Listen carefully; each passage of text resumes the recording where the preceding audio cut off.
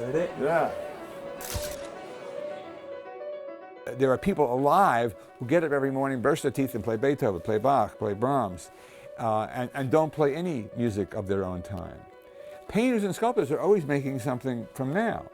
They may know about Rembrandt and they may love, Michelangelo, but they're not doing that. The classical tradition has to be recreated. So there are people who are living literally in the past, and that's wonderful. I'm very glad they're there, but we don't want them to be the only ones there.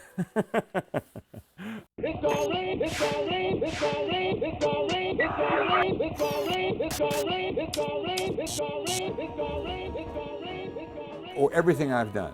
You'll find canons, an idea that you'll find with a tune like somebody's a coming in, 13th century. Then you'll find it in Bach. Bach writes canons too. And you find it all over my music. So it's like an empty glass, and you can put in, water, you can put in aquavit, you can put in Coca-Cola, whatever you want. It's an empty vessel. So if you say, well, what does the canon sound like? The answer is, I have no idea.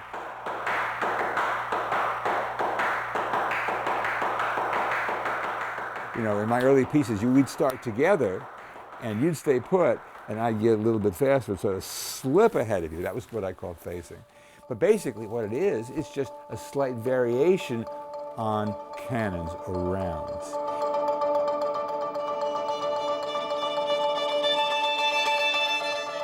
And what I like about that kind of technique is, as I say, is that it doesn't really tell you how to sound, it helps you how to think. All right, to the top. How do you guys get into this? Camera's rolling. Camera's rolling. Hey, it's Radio City. The Laureates have already finished. Come on, here we go.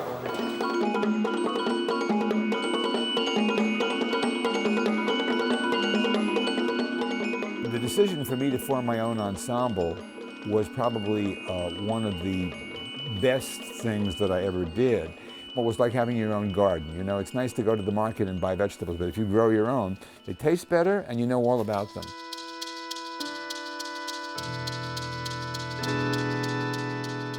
4 organs piece I played in Carnegie Hall, and it caused a riot. I mean, people screaming while we were playing. We could barely get through the piece because of all the noise from the audience. We could barely hear each other. So in the early days, the classical establishment thought I was crazy.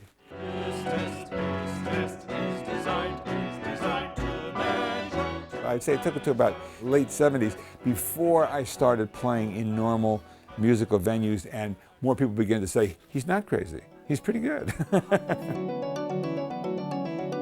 If you do something in life, you want other people to appreciate it. The idea that my music would influence, DJs and people in the pop field felt great. When I did It's Gonna Rain, they didn't exist. They weren't on this planet.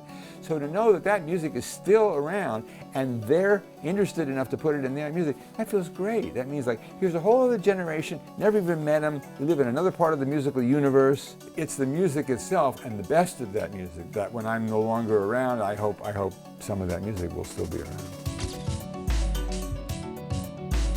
Thank you.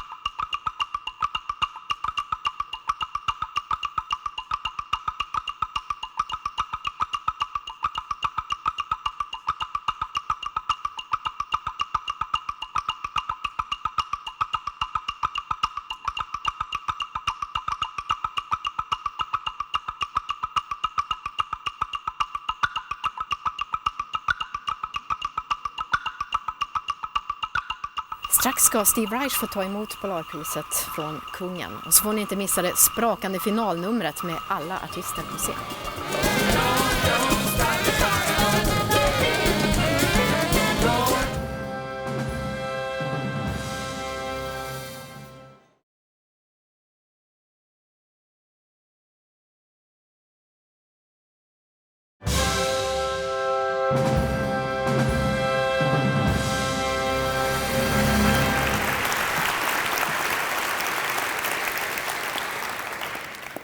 In 1985, Steve Reich and his ensemble recorded Sextet. The piece is written for 4 percussionists and 2 keyboardists and explore ambiguous rhythmical patterns and timbre of the percussion instrument. Once again, a warm welcome to Cremata, who will now perform the 3rd movement of Steve Reich's Sextet.